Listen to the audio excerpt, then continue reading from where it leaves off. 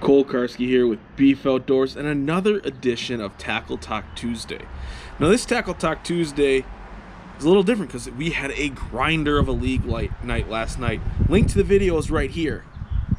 And it was tough. It was blowing 30 miles an hour. Water was all churned up. A lot of teams zeroed. It was a hard night. But we did get a very important fish to clinch a third place.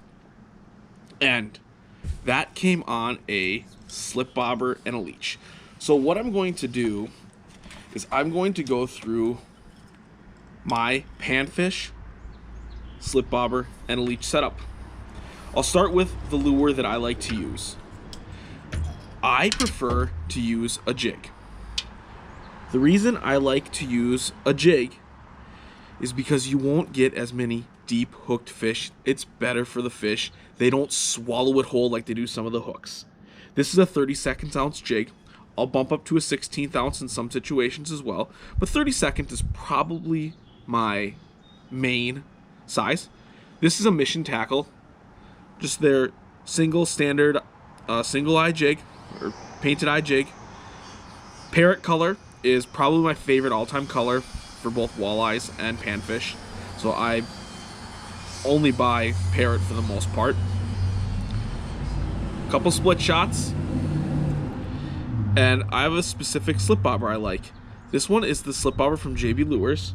It has the slit so you could slide it on and off without having to take off the bobber, but it slides super smooth and easy on this setup. Some of the other bobbers have such small holes that they don't slide very easy. And what's also great about these JB Lures bobbers, they're economical.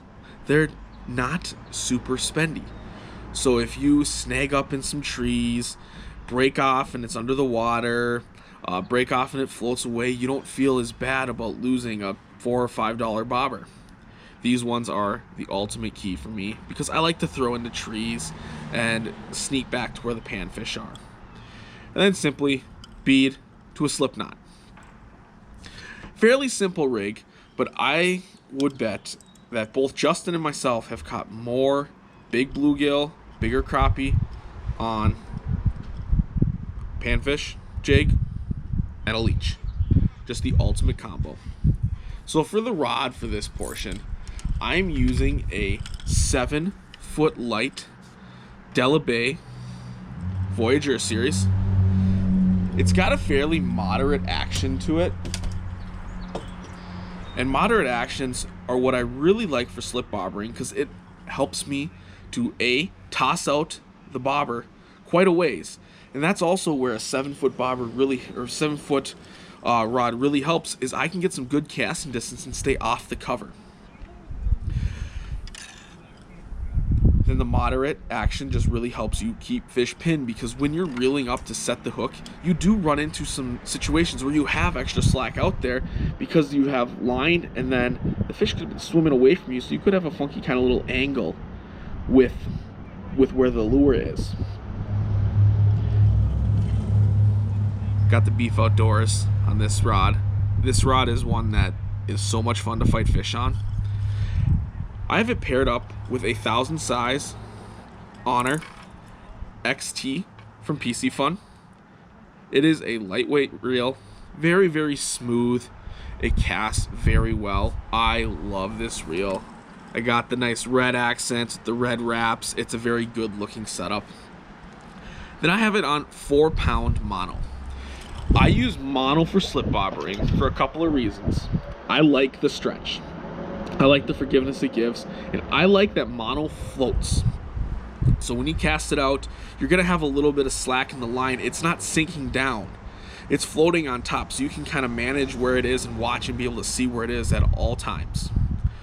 As far as 4-pound test, 4-pound test is where I kind of am on the max side for bluegills, crappies, and the minimum size where I'm comfortable for walleyes. So if I run into a bigger fish during league, the light rod can handle them no problem. 4-pound test line can handle them. And I'm going to be able to land that fish, score the points, or safely release the fish. Slip bobbering is, everyone loves the slip bobber. It's part of being like your little kid inside of you. Nothing like watching that bobber hit the water and then go down. So, it's Cole Karski, Beef Outdoors.